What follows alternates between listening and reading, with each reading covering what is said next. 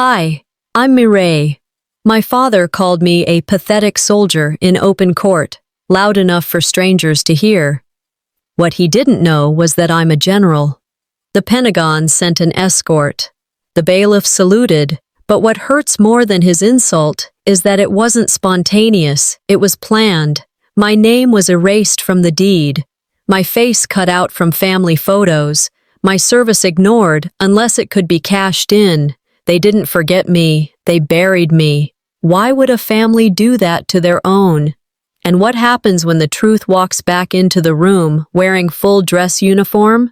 I arrived just after 8. The morning light cut through the Spanish moss hanging from the oaks outside the Savannah County Courthouse, casting long shadows over the front steps. I wore jeans, a pressed navy blue button-down, and a pair of boots so clean they might have looked brand new, if not for the creases at the ankles. Creases that came from years, not days. I wasn't in uniform, not yet. Today wasn't supposed to be about that. Inside, the lobby hummed with the low murmur of family chatter, attorneys comparing notes, and the occasional click of a judge's heels echoing through marble halls.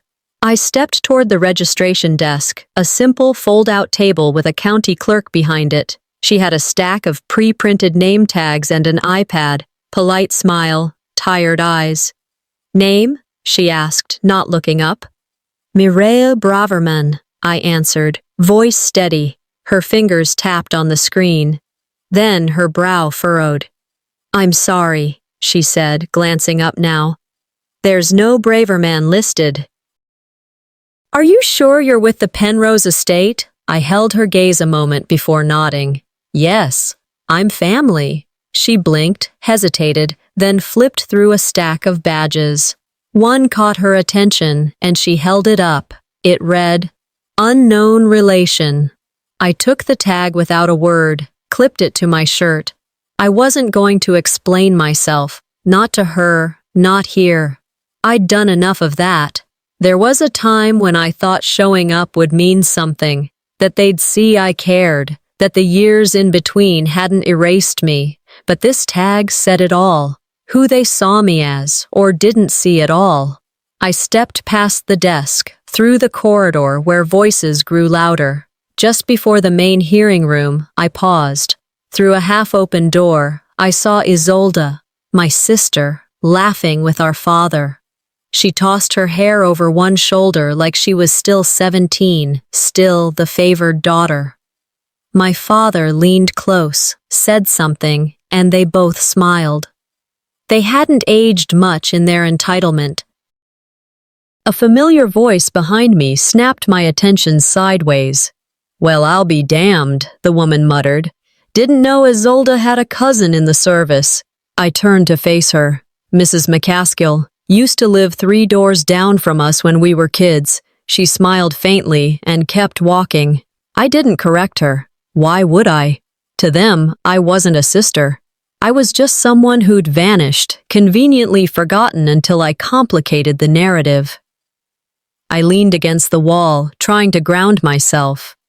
Then I saw it, a slideshow running on a monitor mounted on the wall. "The Penrose Legacy," it said in soft cursive across the top. A slow loop of family photos flickered on screen. Isolde at her graduation, Dad receiving some Rotary Club award, Mom cutting a birthday cake with Isolde holding her hand. Not one photo of me, not from my graduation, not in uniform.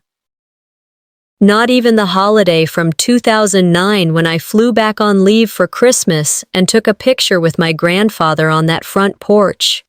"They deleted me frame by frame," I whispered to myself, like I was just a phase they outgrew. I remembered mailing those pictures in years ago when Mom asked for them for the family album. Maybe she never showed them. Maybe Isolde tossed them. Maybe it was always intentional. Either way, I wasn't surprised anymore. I sat on a bench across from the courtroom door, back straight, eyes forward. The clerk came out with a clipboard and called, "Penrose family, please line up inside." No one looked at me, not even Isolde, who had just brushed past me minutes earlier. I stood up anyway, not with hesitation, not for attention, just because I could. They wanted to write me out of the story, but I had learned something in 20 years of service. Stories don't belong to those who speak the loudest. They belong to the ones who survive them. The courtroom doors opened. A hush fell over the corridor. I walked in without being called. I didn't need permission, and I sure as hell didn't need their name tag to prove I belonged. I stayed just inside the hallway, letting the coolness of the courthouse air dull the sting in my chest. The door behind me had clicked shut after I stepped inside, uninvited, unacknowledged. I didn't need them to open it for me, but walking through it didn't mean I wasn't still outside in every other way. A monitor was mounted above the seating area near the courtroom. I hadn't noticed it before. Now, the screen flickered with a soft fade-in of family photos, old black and whites of my grandparents, a 4th of July barbecue from years ago, Isolde in a bright white dress at some charity banquet, my father with a golf trophy, and that smug grin he wore better than any tie. I watched in silence, frame after frame. Same smiles, same names. I wasn't in a single one. Not even the group shot from Mom's 60th birthday, which I remembered because I'd sent a video message from Qatar. I even mailed in 2 photos at her request, one of me and my unit holding a flag, and another of me alone standing under a dusty sky, wearing the silver star I didn't even tell them I received. They weren't in the slideshow. "It takes more than being erased to disappear," I whispered under my breath, eyes locked on the next photo of Isolde holding a champagne glass. But they almost got it right. From the other side of the hallway, a familiar voice spoke loudly, too close not to be meant for everyone nearby. "Who's the woman in uniform back there? Isolde's cousin?" Wardell didn't correct her. He just chuckled and muttered something I couldn't hear, then went back to whatever story he was telling. Probably something charming, rehearsed again. I didn't flinch, didn't respond, not because it didn't sting, but because the wound was older than it looked. That hallway smelled of wood polish and old paper. I could hear Isolde's heels tapping as she moved between groups. She was working the crowd like it was a fundraiser, like she was still running for something. She stopped near a young man holding a tablet. I recognized him, Joran, her son. He wore a black polo and was hunched over the device, tapping with deliberate rhythm. "Make sure the final version's up," she whispered. "I don't want any of that other stuff showing. Keep the narrative clean." He nodded without glancing up. Narrative, not memory. Not truth, narrative. I stayed by the wall, watching them, arms crossed, unmoving. I had learned in the field that stillness could be more threatening than motion. When you didn't react, people leaned forward trying to guess what you were holding back. Back when I was deployed in Djibouti, during a particularly long briefing, my CO had said something that stuck with me. "Never interrupt your enemy when they're making a mistake." I carried that line with me, tucked it behind my teeth, used it more often than most people use their social security number. They were preparing something, that much was clear. Maybe a presentation, maybe a narrative, but the more carefully you stage a lie, the harder it crashes when the truth walks in. I stepped forward and stood beneath the monitor, staring at the looping images. It was a gallery of celebration, a slideshow of selected belonging. Isolde dancing with our grandfather, Wardell cutting a ribbon at a veterans gala he never served in, smiles curated for applause, and then, for barely 3 seconds, a flash of an unfamiliar photo. It was me, my promotion ceremony. It was the picture I'd mailed. Then, cut. The next frame rolled in. Isolde again, laughing with friends at a college party. The only frame of me looked like it had been dropped in by accident, or maybe forgotten in the cutting room. "They didn't just crop me out," I murmured. "They replaced me."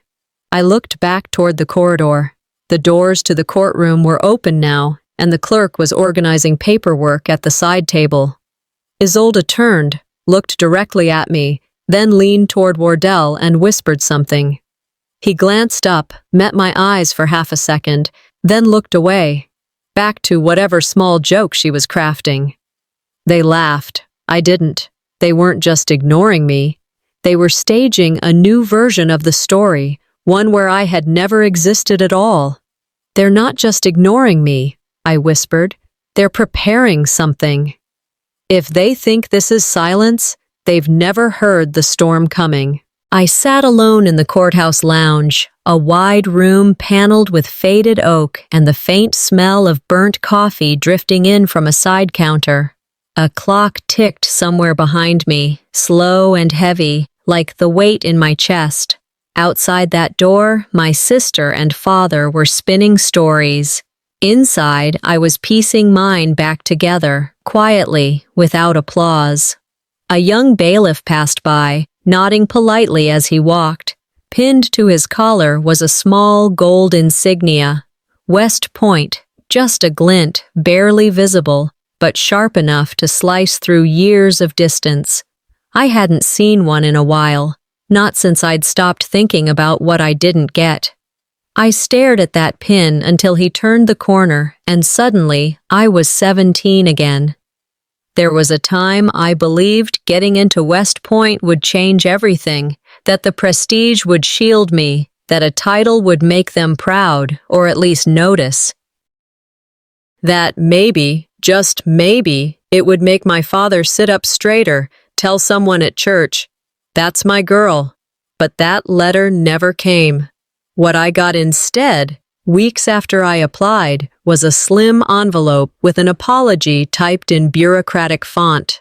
It had been mailed to our home address, handed off from someone to my father, who quietly never forwarded my application. I found out years later from Mr. Wilcox, my guidance counselor, who'd stopped me at the grocery store back home and said, "I was sorry to hear you changed your mind. Your essay was one of the strongest I'd ever read." I hadn't changed my mind. My father had. "When someone controls your dreams without your consent," I muttered under my breath, "it's not protection, it's erasure." He thought he was saving me from failure, or worse, from making him look small. But I didn't become a soldier out of spite. I became one to claim something they wouldn't give me. My military career wasn't an escape, it was a reclamation. Years after that rejection, I was stationed at Fort Carson, helping pack up base archives for digitization. I'd taken emergency leave to help Mom sort through the house while Dad was traveling for business again, which we all knew meant playing golf in Arizona. While moving boxes from the attic, one fell open. Old tax files spilled across the floor, and in the middle of it, an envelope, pristine. My name written in careful cursive. Inside was the original recommendation letter from Mr. Wilcox, dated 2 weeks before my West Point application was due. Sealed. Never mailed. Still stamped. It hadn't been lost. It hadn't been forgotten. It had been buried. Even my ambitions were treated like clutter. I sat on the attic floor, dusty and sweating in late summer heat, holding the letter with both hands, and for a minute, I didn't feel angry. I just felt small, shrunk by the truth that I had tried so hard to deny. They didn't believe in me. They never did. I folded the letter, placed it in my backpack, and flew back to base without saying a word. Today, all of it came rushing back like a tide that had waited too long to break. I pulled a pen from my purse and started listing everything I'd built without them. Every rank earned, every base assigned, every clearance level, every commendation. Not for pride, for proof. They didn't derail me, they delayed me. There's a difference. No battle plan survives first contact, Schwarzkopf once said, but some soldiers do. They had planned to erase me before I even got the chance to prove myself. And yet, Here I was, still in the fight, not because of them, but in spite of them. I closed my notepad and stood, just as the voices outside the lounge shifted. From across the hallway, low and sharp, someone whispered, "She's not even supposed to be here." I turned toward the sound. My eyes locked onto a shadow leaning against the far wall. "Funny," I said, not raising my voice. "I was thinking the same about you. Some doors they slammed shut. Others, I learned to open with my own key." The courtroom lobby wasn't large, but it suddenly felt too tight, like the air had thickened just for me. I walked in without needing to look around. I could feel them before I saw them. Isolde standing next to Wardell, her heels clicking against the polished tile as she leaned in toward him, whispering something behind the back of her manicured hand. Then came the look. That smirk. It wasn't playful or nervous. It was precise, sharpened, measured. A message without a word. Some smiles are invitations. Hers was a challenge. I held her gaze just long enough to make her shift, but it didn't stop her from turning back to our father, murmuring something again. He laughed. It was loud enough to make several people turn their heads, including a bailiff standing near the door. And then he said it, casually, with that drawl he used when he wanted to sound both amused and disgusted at once. "She shouldn't even be in uniform. Pathetic." No one gasped. That would have required someone to be surprised. A couple nearby relatives from the extended family, I didn't bother to know who anymore, shifted on their feet. One of them looked down at her shoes. Another cleared his throat like he was about to say something, but didn't. The bailiff raised one eyebrow, then returned to scanning a clipboard, as if hearing that wasn't part of his job. You expect your enemies to aim for your rank, but when it's your own blood, it cuts deeper. I walked past them without breaking stride. Inside the courtroom, it was too quiet. Not the silence of respect, but the kind of stillness you get when people are pretending not to notice tension thick enough to drag. To the left of the judge's bench, mounted under plexiglass, was the Penrose family legacy display. A framed collage of photos and newspaper clippings, births, wedding announcements, achievements, the carefully selected timeline of a proud Southern family, and not one image of me. Not from the Christmas fundraiser I organized while on leave, not from the city council speech I gave in uniform when Mom got her award, not even a mention of my last promotion. They didn't just forget me, they deleted me. I looked down at my briefcase. Inside was every receipt of my existence they chose not to include. Not yet. Let them settle into their lie a little longer. You don't argue with someone holding the mic. You take the mic. I stepped toward the defense table and took the seat reserved for observers. My name wasn't on the docket, not officially, but the only thing official about this whole affair was how effectively they'd buried me. Isolde turned slightly in her seat and said something to her attorney. The woman nodded, lips tight. Wardell adjusted his tie and took a long sip of water he didn't need. I didn't speak. I didn't need to. My hands folded neatly on my lap.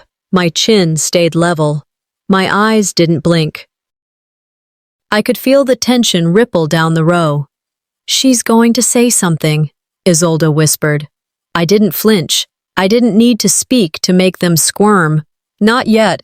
They want a reaction. I'm giving them suspense. I stepped out into the courtyard during the recess. The air had turned heavier, thick with late morning humidity and the kind of heat that made cotton cling. I needed 5 minutes away from the whispers, the glances, the courtroom performance masquerading as a family hearing. On the public bulletin board near the courthouse entrance, where legal notices, missing pets, and community theater flyers usually competed for space, I spotted a clean, glossy poster. Elowen Gardens, luxury living. I knew that house before I even registered what I was looking at. Knew the curve of the porch rails, the shadows cast by the trees. That was my grandfather's home. No, mine. And in the bottom left corner, under the marketing slogan, Timeless Elegance, Southern Heritage, Modern Charm, were two names printed in fine gold script. Host, Isolde Penrose. PR Development, Isolde Penrose. They didn't just plan to sell it. They branded it, like it never belonged to anyone who bled for it. I leaned closer. The flyer included a QR code. I scanned it with my phone. It took me to a private investor landing page with staged photographs, interior renovations, none of which had been approved by the county or permitted by me. Not that they would have asked. Scrolling to the bottom, I found the property summary. Previously listed under joint estate ownership, now transitioned to Penrose Holdings, LLC. My name was nowhere. I remembered the day I signed the utilities transfer to help my grandfather when he was ill. I'd used a military legal liaison to ensure everything was tracked. I kept receipts, email chains, notarized authorizations, and they'd turned all that into a facade, then scrubbed my involvement from the record. I fought wars for integrity, I muttered. They fought paperwork with lies. And then, as if summoned by my thoughts, another memory pushed through. My father's voice from a Thanksgiving long ago, bourbon breath curling at the edge of his words. You don't know how the real world works, Murray. You follow orders. We write them. He'd said it with pride.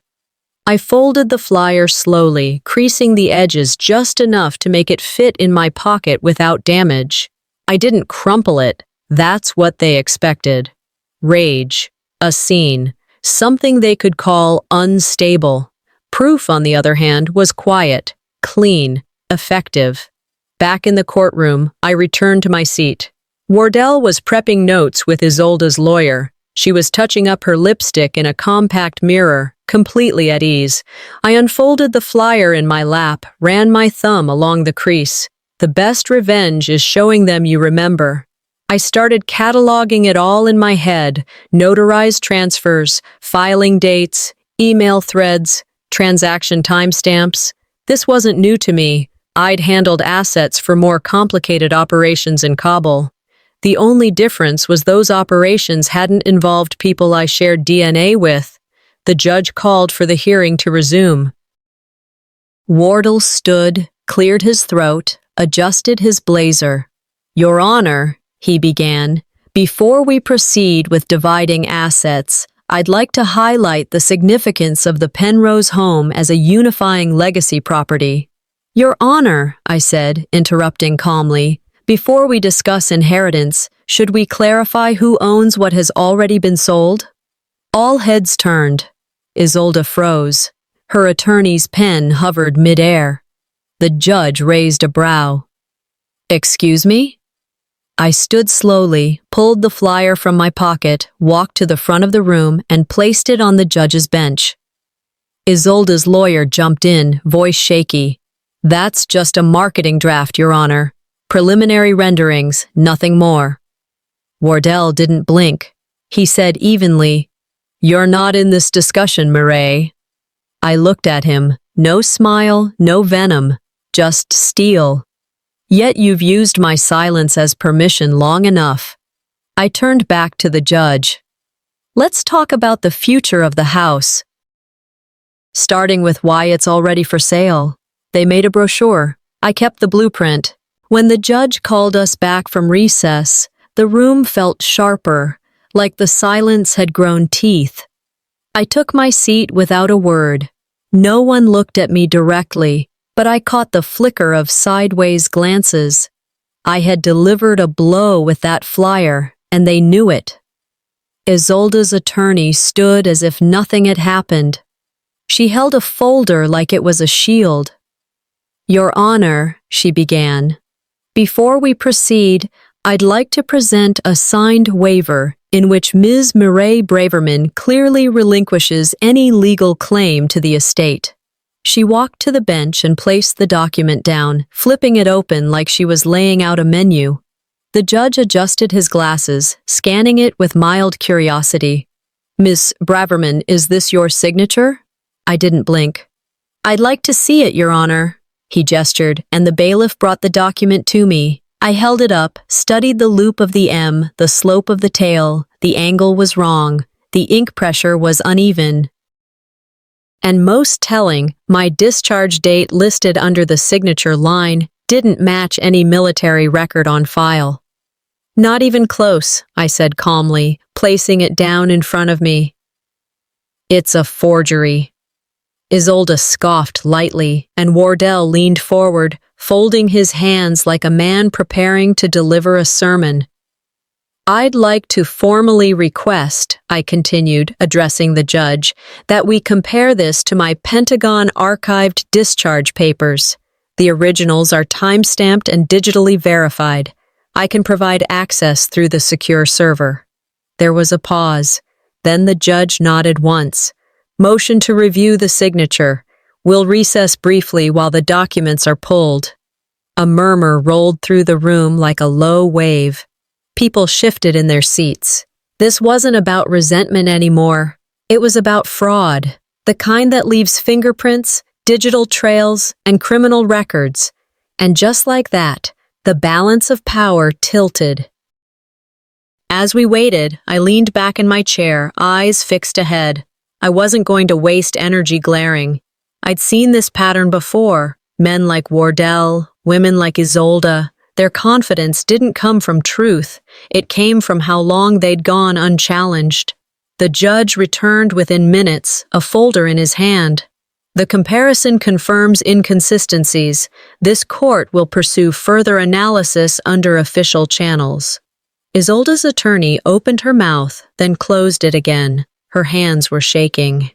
"You people act like this is about sentiment," Wardell said flatly. "It's business. She left. She built her life. We moved on." I turned my head slowly. "You didn't just move on. You tried to rewrite it. You only show up when there's something to collect, not when there's something to salute." The room fell quiet again. That silence used to feel like an exile. Now it felt like evidence. "There was a Medal of Service ceremony in 2020, I continued, keeping my voice even. "They were invited. They said they never got the notice." I remembered standing alone that day, in full uniform, in front of a camera crew, and strangers clapping out of formality. The plaque still sat in my garage, wrapped in the original velvet. "They weren't too busy," I said. "They were just uninterested." The judge tapped his gavel lightly. "Back to order, please." I reached into my bag and pulled out the folded flyer from earlier, the one with Isolde's smiling face beside my grandfather's home. "I'd like to enter this into evidence as well. It speaks to preemptive actions taken on the property before the estate was even reviewed." The judge took it, scanned the print. "We'll be moving into closed proceedings," he said after a beat. "Observers, please step out." There was a shuffle as people stood and began filing out. Isolde's lawyer turned to her, whispering furiously. Wardell remained still, like a man daring the storm to pass through him untouched. I looked down at the forged signature again, still resting on the table beside me. "You didn't just lie about my name," I said, barely audible. "You tried to erase it. If they think the papers will protect them, they've never seen what I can do with facts." I had barely sat down before Isolde's attorney stood again, too fast, like she'd been waiting to pounce. Her shoes clicked twice against the tile, sharp, rehearsed. "Your Honor," she said with thin control, "we have digital testimony on record. A video clip of Ms. Braverman during her military service, where she clearly states she no longer wishes to be associated with this family or the estate." I tilted my head, not in confusion, but expectation. The screen flickered behind the judge, and a muted video began to play. My face appeared. The desert wind ruffled my hair. I was seated outside a base tent, speaking to a field reporter from a military morale series. I recognized the footage immediately. It had aired for Memorial Day, years ago. But the audio? It was wrong. Something was off. The clip ended abruptly with a single line. "I don't need anything from this estate." Gasps followed, and a few heads turned toward me. I didn't flinch. "They didn't just manipulate documents," I said aloud, standing slowly. "They manipulated my voice." The judge's brow furrowed. "Do you contest the authenticity?" "Absolutely," I replied. "And I request permission to submit the full, unedited version of that interview, verified by the Defense Communications Office." He nodded. "Granted." I opened my briefcase, retrieved a flash drive in a sealed envelope, and handed it to the bailiff. As the original file queued up, I glanced toward the front row, where Joran sat, head down, hands clasped tightly. He didn't look up. The clip played again, this time in full. "I don't need anything from this estate. I built my own legacy, but they'll still try to use mine." The difference was everything. A ripple went through the room. Isolde's expression shifted from poise to panic. Her lawyer scribbled something furiously, whispering behind her palm. Joran's face had gone ghost pale. He had edited that clip. I knew it before the watermark flashed in the corner. It was a subtle glitch, visible only to trained eyes. He hadn't removed it properly. He wasn't just misled. He was trained by them. When the judge called for a brief recess, I didn't go far. I found Joran near the vending machines, standing awkwardly, trying to become invisible. "You used to ask about my medals," I said. He looked up. "Now you use my silence." His eyes darted around. "I didn't know what they were doing. I just edited what Mom gave me. I didn't think you'd be here." "That's the problem," I said. "You thought I wouldn't show up, so you made sure I'd stay erased." He opened his mouth, then closed it. I didn't give him permission to feel better about it. Back in the corridor, the judge had already returned to the bench. I turned to go, but before I reached the door, a shadow stepped in front of me, Wardle. "You're dragging this family name through the mud," he said, quiet and cold. I didn't back up. "No, I'm cleaning off what you've buried it in." He leaned closer, eyes narrowed. "You think this is bad? We haven't started." I stepped past him, refusing to let his breath chase mine. They thought one lie would silence me. They didn't plan for the truth to speak louder. The room was already quiet when I walked in, but when I stepped through the doors in full-dress uniform, silence turned to stillness. I didn't rush. I didn't look at anyone. The sound of my heels clicking against the polished tile echoed like a slow drumbeat across the courtroom. Someone near the back let out a soft gasp. Another reached for their phone to take a picture before the bailiff shot them a look. Even the judge, who had maintained an air of procedural detachment all morning, shifted slightly in his seat. Wardell didn't miss a beat. He let out a scoff loud enough to carry across the benches. "What is this, a costume party?" I didn't break stride. Let them look, let them whisper, let them choke on their own smirks.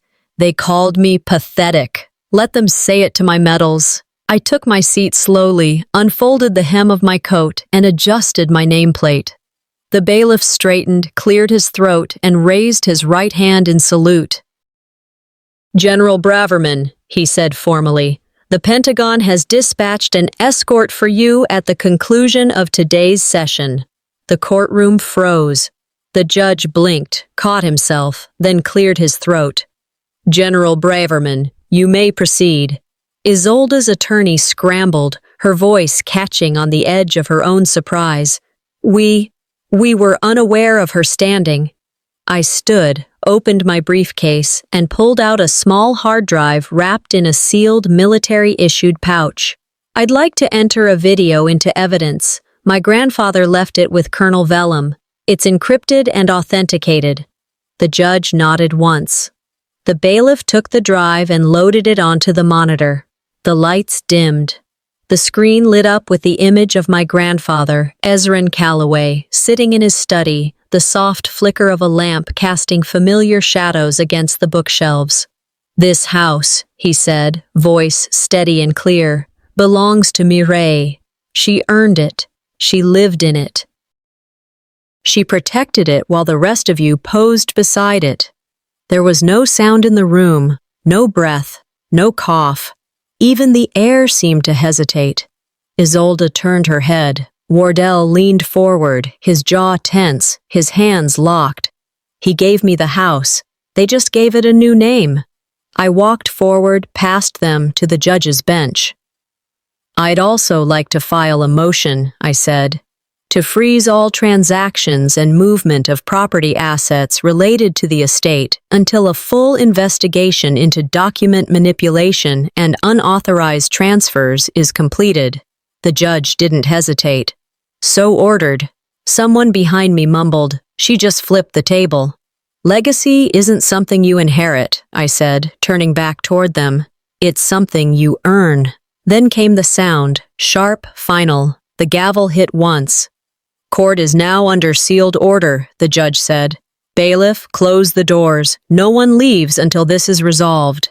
Chairs scraped, people stirred, but I stood unmoved, facing them.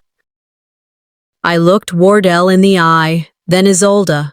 "I'm not asking for justice anymore," I said. "I'm enforcing it. They used my name for silence. Now I'll use it so no one forgets." The doors sealed behind us with a hollow click. No one said a word as we took our seats again. The room felt stripped down. No gallery, no press, no background noise, just the judge, the attorneys, the Penroses, and me. Everything else had been cleared, like stage props removed for the final act.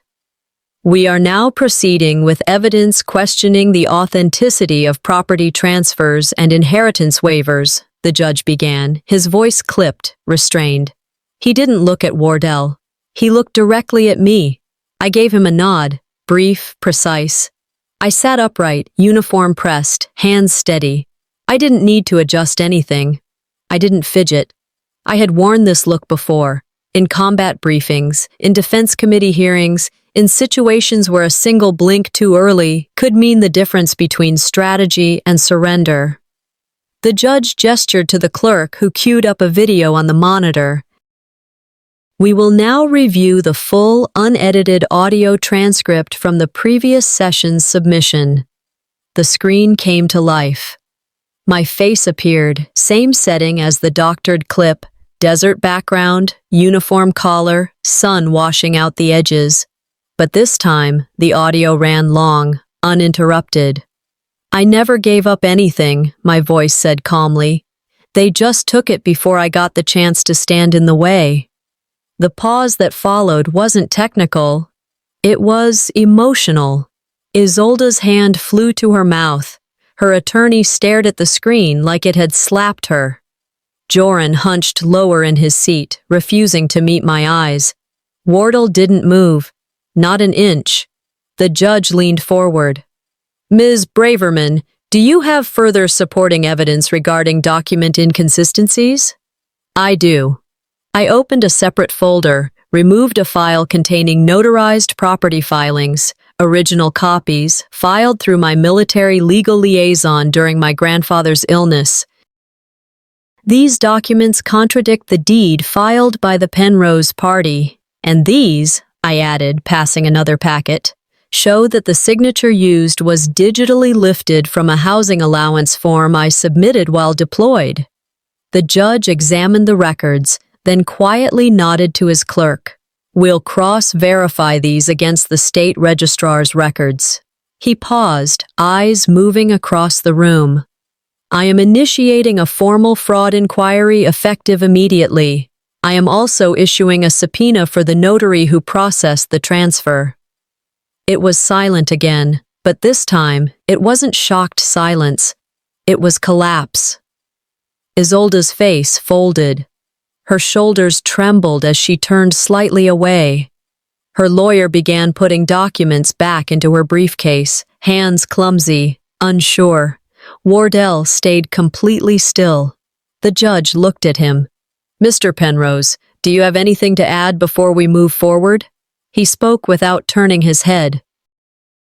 "We were fixing a mistake she made by leaving." My breath stayed slow, controlled. "I didn't leave," I said evenly. "You erased me." The moment cracked the room like a thunderclap that never needed thunder. Just rain. No more arguments, no shouting, no defense worth the oxygen. The judge tapped a pen against the table. Then the bailiff stepped forward and whispered something directly into his ear. A hand cupped, a brief exchange. The judge nodded slowly. "There's someone waiting outside who claims to have further evidence relevant to this hearing," he said, voice still calm, but now tinged with interest. I turned my head just slightly, not enough to draw attention, but enough to see Isolda twitch.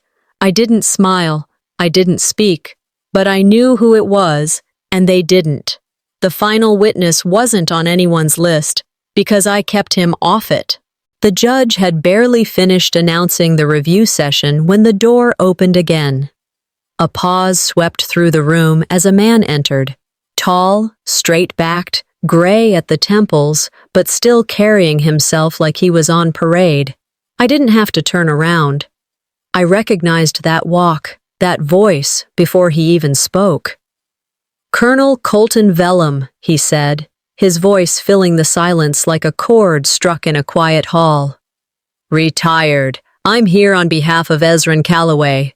He carried a sealed envelope, the kind used only in formal military transmissions. The seal bore a stamp from the Office of Veteran Affairs. A quiet hush fell again as the judge extended his hand, taking the envelope as if it weighed more than it looked. "Ezrin left one more message," Colton said. "He asked me to deliver it only if Murray stood alone." My throat tightened, not with sadness, but with a fullness I hadn't felt in years. The judge opened the letter, scanned the contents, then handed it to the clerk with a nod. Within minutes, it was scanned and projected onto the courtroom monitor. It was a notarized amendment to my grandfather's will, dated and filed just days before he passed, with 2 military witnesses present. Murray Braverman is to receive primary custodial ownership of the Penrose estate, including the residential property and associated holdings. Her duty, her record, and her loyalty to both country and family are what this home was built to honor. You could have heard a pin drop. Even Isolda's lawyer stopped writing. Colton turned to me, offering no smile, only clarity. "Your grandfather didn't want the house to be sold. He wanted it protected by someone who knew how to defend what matters." The judge tapped his gavel. "All property transfers are now frozen pending final review. I am recommending immediate fraud inquiries be opened into the actions of Mr. Wardell Penrose and Ms. So. Isolda Penrose. I didn't celebrate, I just sat there, breathing." The judge looked at me with something closer to recognition than pity. One by one, people began to leave. Some offered quick nods in my direction. A few didn't make eye contact. Wardell was escorted out first, expression unreadable.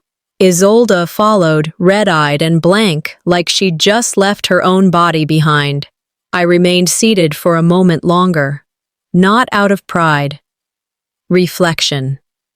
Outside, the courthouse steps were quiet by the time I stepped into the fading light. A week passed before I stood again in front of the house. The for sale sign was gone. In its place, just open grass.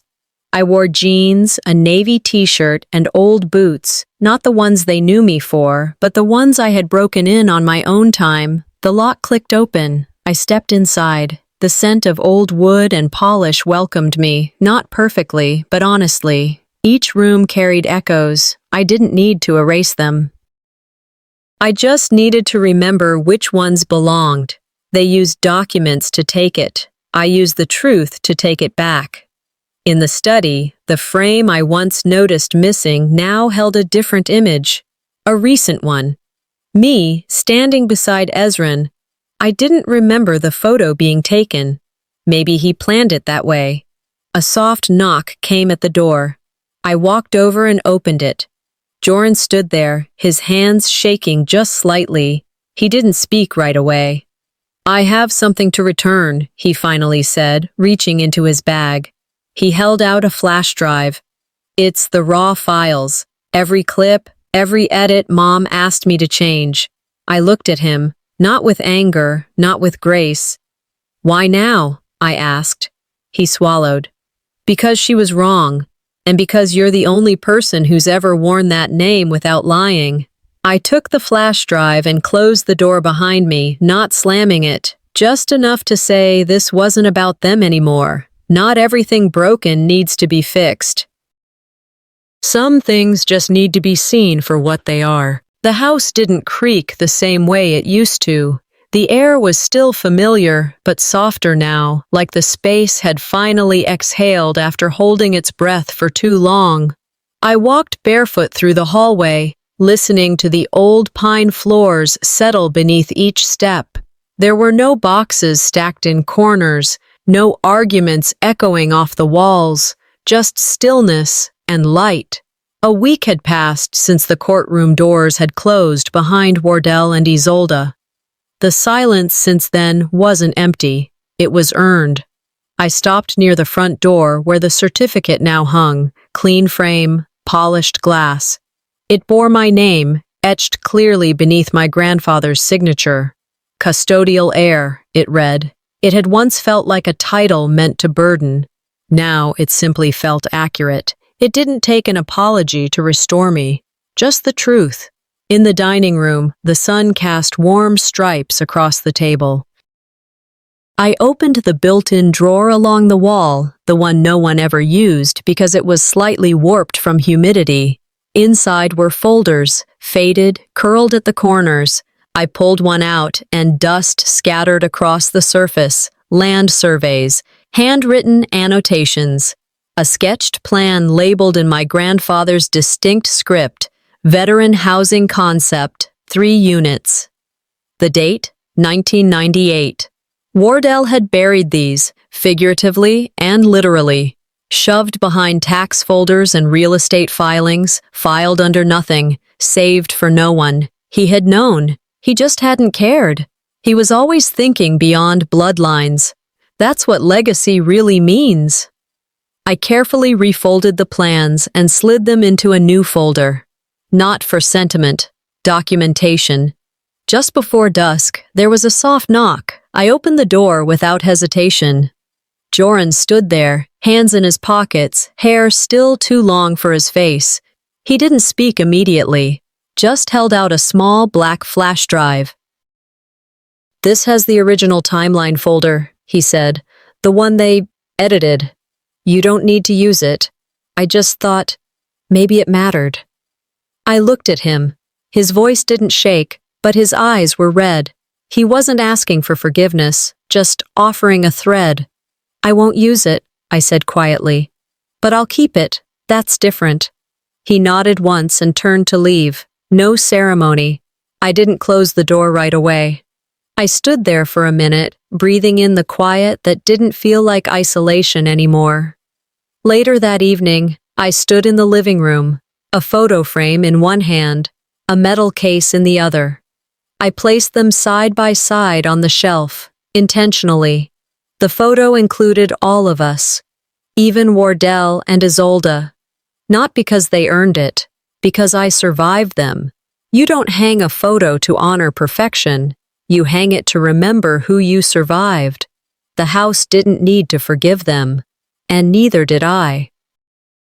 As I turned off the lights and locked the door, another knock startled me, this one sharper, intentional.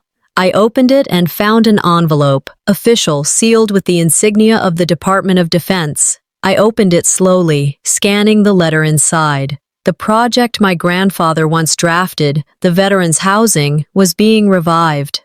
His original land proposal had been rediscovered during my testimony and matched against the surveys. A government grant had been approved for the restoration and build-out. I thought the house was the end of the war, I whispered. Turns out, it's just the beginning of something better. The auditorium lights dimmed just enough to draw silence from the packed crowd. Rows of veterans, civilians, city officials, and a few familiar faces from the courthouse now filled the civic hall. At the far end of the stage, a banner hung high, "Restoring honor, one home at a time."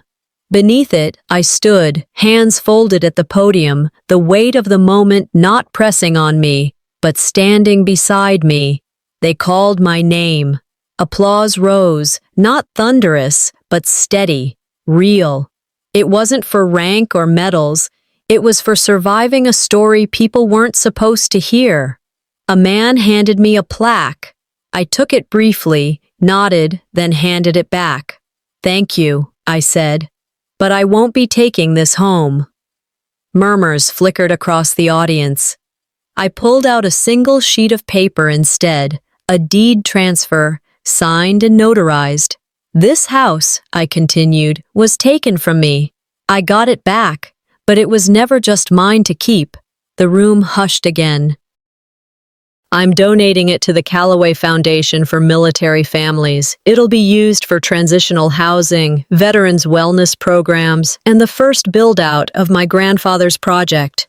Hands lowered from cell phone cameras. People weren't watching anymore. They were listening. We often talk about legacy like it's something passed down, but in my family, legacy was fought for, buried, and rewritten. And yes, stolen. I paused, letting the weight settle. Someone once used my name to apply for federal grants. Someone who thought proximity to service was the same as sacrifice. They funneled funds under military clauses they didn't earn. They filed false documents. They built a portfolio on a foundation of fraud. I didn't name Wardell or Isolde. I didn't need to. The Department of Justice issued sentencing last week, 6 years probation, public restitution. But this, I held up the deed. This is what restitution looks like. The crowd rose to their feet. I didn't smile. I didn't cry. I just stood. Later that evening, the local news played a segment.